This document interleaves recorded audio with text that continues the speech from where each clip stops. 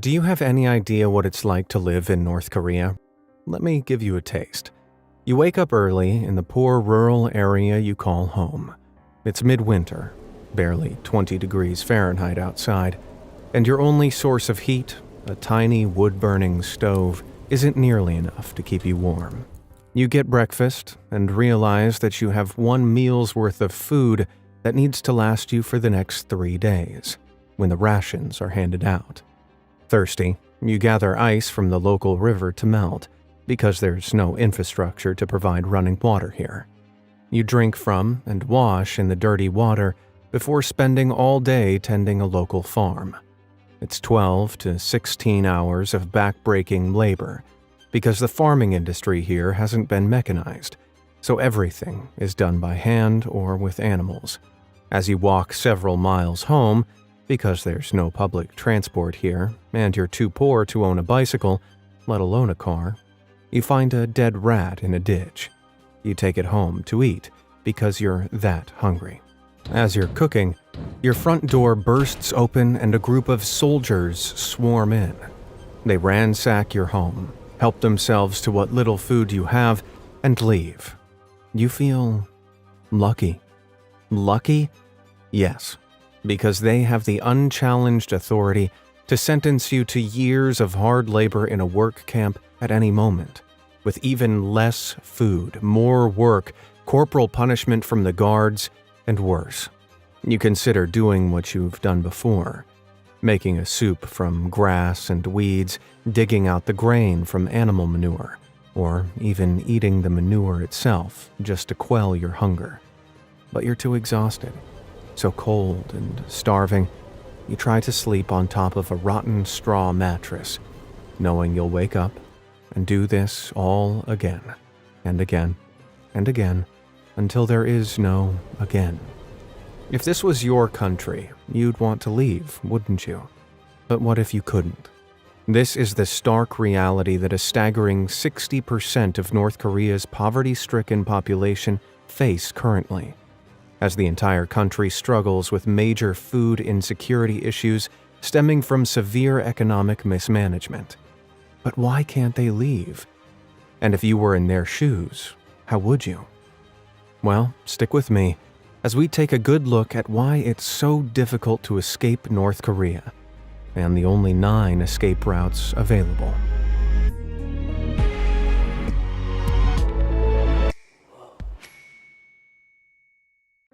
So how did things get so bad?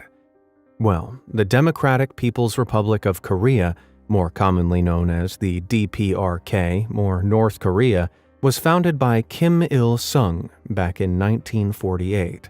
This was after the Second World War divided the Korean peninsula and pit the two countries against one another, a fight that continued into the Cold War era. South Korea backed the U.S., but North Korea backed the ill-fated Soviet Union. Throughout this time, the North prioritized government spending on military assets, ruling the populace with an iron fist.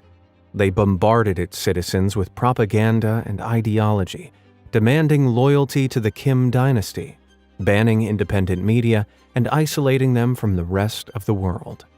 When the Soviet Union collapsed in 1991, North Korea's economy tanked, and their allies were few and far between. Food production and imports dropped off rapidly, and when a series of floods, droughts, and failed agricultural reforms hit in 1994, famine gripped the Hermit Kingdom. The government initially claimed there was no famine. Then they backtracked and admitted there was, but it had only affected some 235,000 people. In reality, it's believed some 3.5 million North Koreans starved in the 4 years that followed, more than 10% of the population. Even then, North Korea didn't give up their war against South Korea, continuing to funnel money into their military as the country starved. But even words like famine and starvation were banned from discussion because it implied a government failing. Those who spoke out would be silenced by the authorities, usually thrown into political prison camps. But this didn't improve the situation. During the COVID-19 pandemic, when North Korea closed its borders entirely, including to trade. Its government failings and infrastructure issues led to 10 million North Koreans suffering from hunger. That meant a staggering 41% of the country's entire population was undernourished between 2019 and 2021. Okay then, why not just leave? Well, for a start, North Korea's government has made it illegal for its citizens to leave the country without explicit permission from the government. This kind of control is designed to prevent its citizens from learning anything about the outside world, allowing the government to continue feeding them propaganda that North Korea is paradise, that the Kim dynasty is supreme, and that life doesn't get any better than this. So, attempting to leave on an official plane, train, boat, or even in a car over the border without the right documentation is, in a word, impossible. Now, anyone who is permitted a special exit visa, like athletes competing in international tournaments or government officials, are issued passports which they have to hand back to the Ministry of Foreign Affairs when they return. But once they're out, why do they return? Well, North Koreans who do attempt to leave illegally and are caught can face severe consequences, including forced labor, corporal punishment, and even life imprisonment in a political prison camp. But not just them. Testimonies from defectors reveal that up to 3 generations of an offender's family can be imprisoned, punished, and even executed alongside them for their crimes, regardless of if they're successful or not. That could be their parents, children, and grandparents, all paying the price for one family member daring to escape. For many citizens, this threat is enough of an incentive to return home or stay put. For all that, though, people have managed to escape.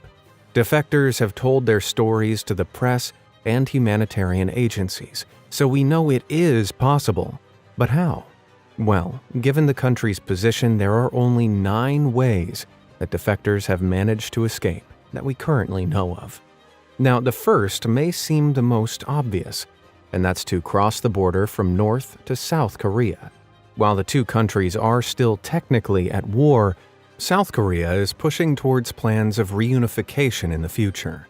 Part of that plan includes a special law allowing the protection of defectors from the North, unconditionally providing them with aid, language lessons, and the resources they need to resettle.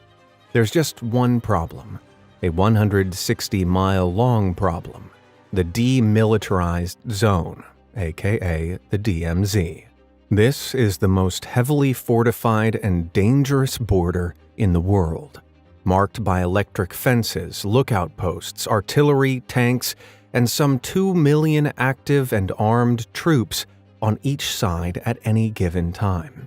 Remember, these two countries are still technically at war, and neither is willing to risk an invasion from the other until a peace treaty is signed. As such, this 2.5-mile-wide buffer zone is constantly patrolled, and even when the guards aren't looking, anyone brave enough to make a mad dash across would need an incredible amount of luck to avoid the 3 million anti-personnel and anti-tank landmines buried along it. While very few try, some, like Oh Chong-song, succeed. Back in 2017, this soldier, the son of a high-ranking military official, committed a serious crime. Terrified of punishment, he made the snap decision to run across the demilitarized zone in a car. He was chased and shot at more than 40 times before he exited the vehicle, made it over the border, and collapsed behind a low wall on the South Korean side. Under the cover of darkness, South Korean operatives pulled him to safety, and, luckily, he survived. While a soldier in a car might be able to defect this way, a civilian on foot wouldn't stand a chance. So, crossing over the border is generally a no-go, which leads us to route number 2, going under the border. Back in the 1970s, 2 tiny tunnels, one 3 foot by 4 foot and another 7 by 7 feet, were discovered leading from North Korea into South Korea under the DMZ.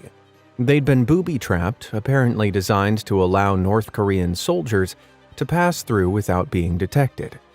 However, in 1978, a defector revealed that there was a third tunnel, which came out just 27 miles from Seoul, the capital city of the South.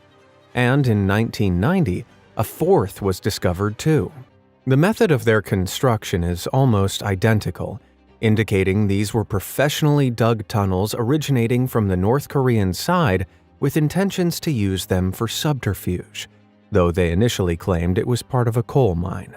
It's believed that there are up to 20 more tunnels dug beneath the border, though where they are is anyone's guess. Have defectors used them to cross over, though? It's possible, seeing how defectors know about them. These tunnels are over a mile long and run through the bedrock, occasionally made of granite, up to 240 feet below ground. It would take a coordinated working team years to dig through that, which sounds tough, but not impossible. The known tunnels are now heavily guarded on both sides, but that's not to say secret tunnels haven't been discovered yet, and are being kept quiet so as not to endanger any defectors planning to use them. Currently, no successful defector has claimed to have survived passing through these tunnels. Yet. So that's going over and under the border. What about going around? That brings us to route number 3, the sea. With an east and a west coast, sailing over the Yellow Sea or the Sea of Japan to South Korea would be an easy option, right? Well, not exactly. For a start, many sections of the coastline are reinforced with electric fences. And remember, the majority of defectors are poor. They don't even have the money for an engine-powered boat, meaning paddle boats are often all that's available. Even so, setting out from the westernmost point of North Korea is still a 60-mile journey over the waves to the shores of South Korea. And even if you did somehow save the money to buy a boat and the ability to row it that far, North Korea's naval patrols are well aware of this route and actively prowl the waters hunting for escapees. Setting sail from somewhere further north to avoid the patrols is another option, but that would mean rowing some 200 miles to safety. And without any navigational or weather equipment, the seas can be a very dangerous and unpredictable place. Several boats have been caught in strong currents and pulled back to North Korea and China. Wait, China? Well, that's good, right? Surely that counts as an escape. Nope, not if you're North Korean. While the Hermit Kingdom doesn't have many allies, China is one. As such, China does not recognize North Korean defectors as refugees, but illegal economic migrants, and will return them to North Korea despite knowing the horrors they'll face. So what about the East Coast? The Sea of Japan is a semi-enclosed sea, like the Yellow Sea, but regularly experiences typhoons and storms which blow in from the Pacific Ocean. This makes it more unpredictable and dangerous, but on the bright side, being blown off course will send you over to Japan, a country that is sympathetic to the plight of North Korean citizens, and will facilitate travel for them to South Korea. But getting there is a struggle, being some 500 miles from the safest launch point. That's a long distance to survive at sea, assuming your flimsy little fishing boat stays upright. As such, only 3 defectors are recorded to have made it across the sea to Japan alive. But what about swimming around the border? Well, the average temperature of these seas is around 55 degrees Fahrenheit. So assuming you don't freeze to death, that border patrols don't catch you, and that you're a really strong swimmer, it's plausible. Makeshift rafts have also been used successfully in some cases, made from wood planks, old tires, even fishing floats, showing just how desperate people are to escape the regime.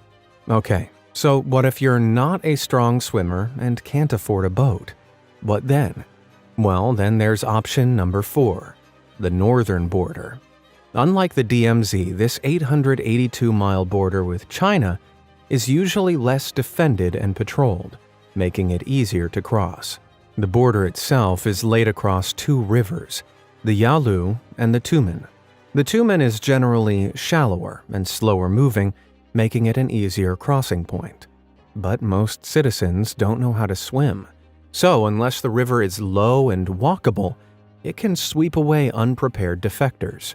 What's more, since 2003, China has been installing and developing wire fencing along the Tumen River to block major defection routes.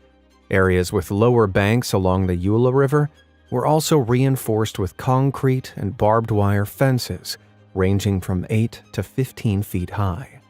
However, since 2011, it's been noticed that these sections are somewhat of an exception to the rule, where the rest of the river has no fences and is guarded by no one. So, providing they can make it across the water, often done by crossing it in winter when the ice freezes the rivers over, then making it out of the country is possible. However, in 2020, during the height of the pandemic, North Korea set up buffer zones extending roughly 1 mile out from the northern border, effectively turning it into a second DMZ. Soldiers were given orders to unconditionally shoot anyone seen approaching from the North Korean side on sight. Like this route wasn't dangerous enough already. But what if you were lucky and made it across? Well, as we established, China will ship any defectors it discovers back to North Korea. This is why the majority of defectors use a broker, a Chinese contact who illegally arranges jobs and housing for the defectors, keeping them hidden from the Chinese government. But this costs defectors between $500 to $1,000 to arrange, considering a yearly wage for a North Korean can be as low as $650. This is often a defector's entire life savings. That means when they reach China, they have absolutely nothing, putting them at huge risk of exploitation. Disturbingly, the database for North Korean human rights and the Transitional Justice Working Group indicates up to 80% of female North Korean refugees fall into the hands of people traffickers, where they're sold off to become wives or into a much darker industry. Men are sold into slavery, facing a life of hard labor, the exact thing they were trying to escape from. Trusting these brokers is risky, but it's often the only option available. However, China isn't usually the intended final destination. Most defectors still want to travel to South Korea, so many will head to Beijing, where they can find the South Korean embassy. Foreign embassies like this act as sovereign ground, meaning any defectors within it are protected by South Korean law. If they're unable to reach Beijing, they can try to make it to South Korean consulates in Shenyang, Hong Kong, or Shanghai, as Jong Yol-ri did back in 2016. Ri used the fifth route of escape from the country, being part of the elite. Ri was a top student from a high-ranking family under the North Korean regime, and so was granted permission to leave by the North Korean government to take part in an academic competition in Hong Kong. But he escaped the surveillance team he and the rest of his school were escorted by and sought asylum at the consulate. He had to stay there for more than 2 months while Beijing's government processed his permission to leave and was eventually extradited to South Korea. But if he was part of the privileged elite, why leave? While North Korea offers a decent standard of living for those who work in the upper echelons of the government and military, it still clamps down on intellectual, religious, and political freedoms. Sure, you may have food on your table when the rest of the country is starving, but you're still living in constant fear that saying one wrong thing could land you in a political prison camp. As such, many well-off North Koreans have sought to defect in recent years, using their privileged ability to obtain permission to leave to head straight to the nearest embassy or consulate. For them, it almost sounds easy. However, China's police will often have the South Korean and other foreign embassies and consulates under close watch, ready to arrest anyone they suspect of being a defector. So trying to escape through China is dangerous. That means the next best option is to travel across China to a bordering country, and seek asylum in an embassy there. The only problem is China's huge, literally thousands of miles across in any given direction. How do you traverse all that without any official travel documentation or money? Which brings us to the sixth escape route, the Underground Railroad. It's not an actual railroad, but a secret network of activists that help North Koreans navigate their way across China. They do this by reaching out to them through brokers, and then by escorting them along secret routes south. They move them from safe house to safe house, arranging transport and communicating with locals and officials to avert any suspicion from the defectors' North Korean accents, all without a fee ever being expected. But their work doesn't stop at the border. Vietnam, Laos, and Myanmar, South Asia's Golden Triangle, are not sympathetic to the plight of North Korea's citizens, and are also under instruction to return defectors back to North Korea. Thailand, however, is sympathetic. So, to avoid detection at checkpoints along the borders of Laos and Myanmar, the railroad helps defectors through the dense jungles of the Golden Triangle to reach Thailand. Here, defectors hand themselves over to Thai police, and from there, they'll be deported to South Korea. In total, the journey can be as long as 3,000 miles, which is insane when you remember that the border separating the two countries is only 2.5 miles wide. The charitable heroes working for the Underground Railroad risk their lives so that others stand a chance of living theirs.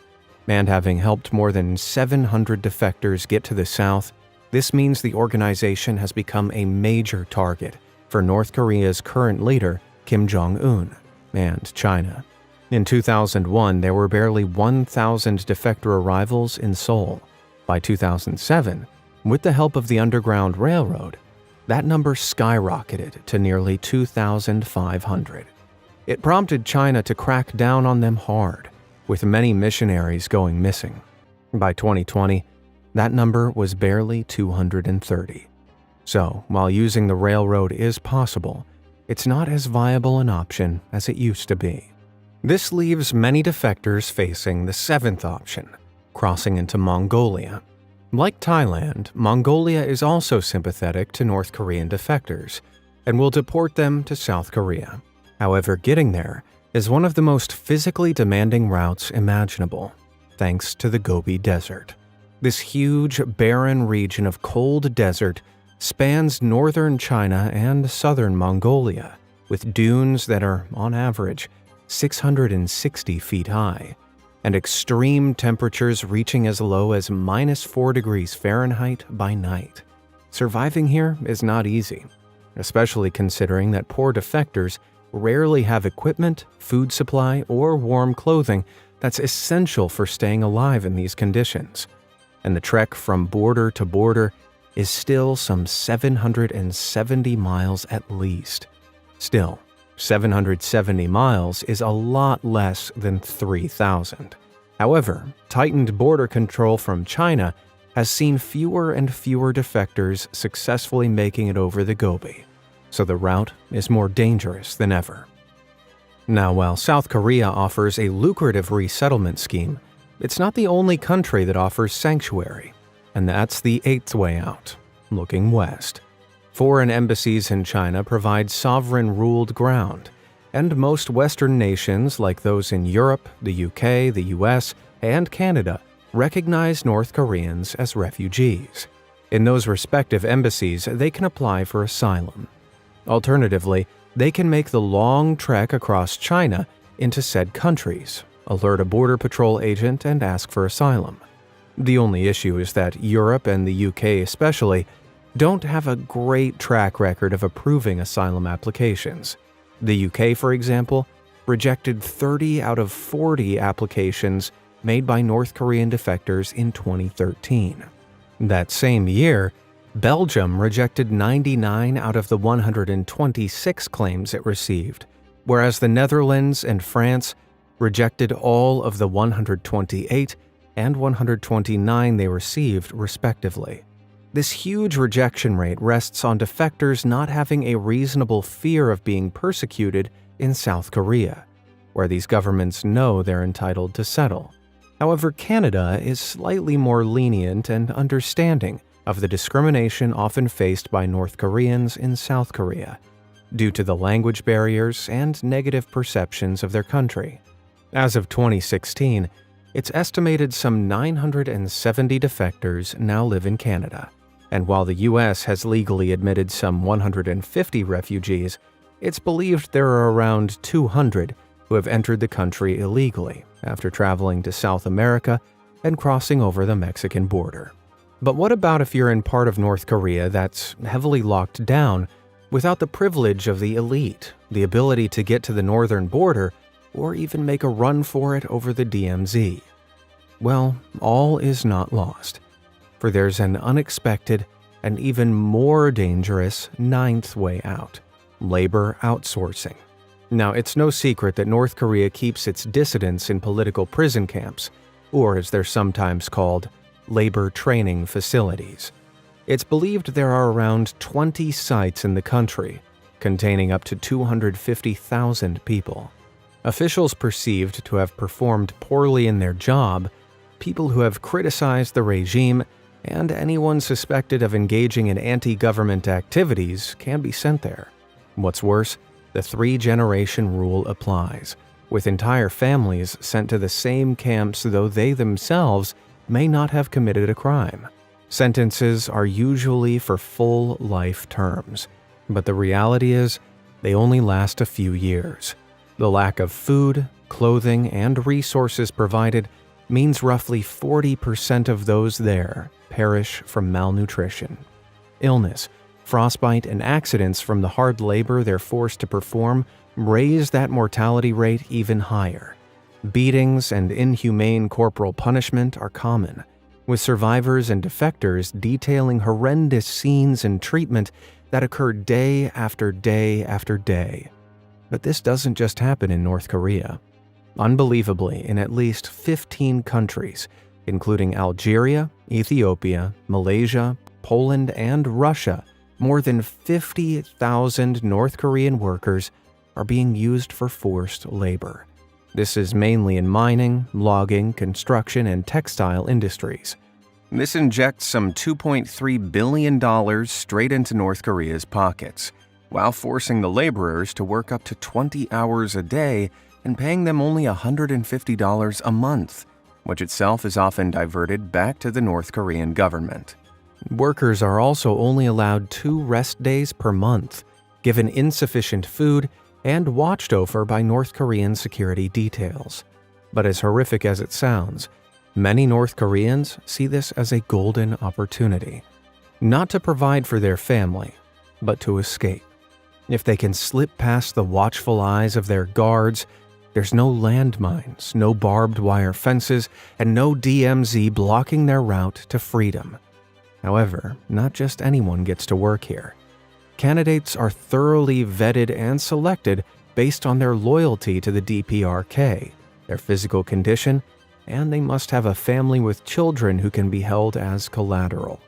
Yep, unless you can also find a way to smuggle them out of the country, they're basically hostages. This forces many people to choose between family and freedom. A barbaric choice, but sometimes a necessary one. Back in 1994, several hundred North Korean loggers at a mining camp in Siberia successfully managed to overrun the gulag-style camps they were being forced to work in. The mass breakout saw 150 loggers coordinate the escape in an attempt to make it to South Korea. Initially, North Korea denied the reports, calling them rumor and fabrication. It was only when one of the defectors contacted journalists in the Far East Siberian city of Vladivostok and confirmed it to be true. He revealed the workers had had their passports stripped from them, Russians are not allowed in the camps, and that North Korean security beat and underfed them habitually. He himself had a wife and family back in North Korea, but he got news that his wife, whose rations had been cut, had turned to the black market, a crime for which she was discovered and punished for. She was deported to a mountain state, along with their 2 children. He had no hope of ever finding her again, and with nothing left to lose, decided to escape. We don't know whether or not he made the 5,000-mile journey to the nearest South Korean diplomatic post in Moscow. We likely never will. That is the stark reality of attempting to escape the regime. These are the kinds of sacrifices happening on the other side of the barbed wire and propaganda that the hermit kingdom hides behind. The choice between freedom, family, and survival is impossible to balance, and more often than not, anyone who dares to leave ends up paying with their life. So, knowing all the options, if you were in this situation, would you try to escape from North Korea? And if so, how? Let me know down in the comments, and thanks for watching.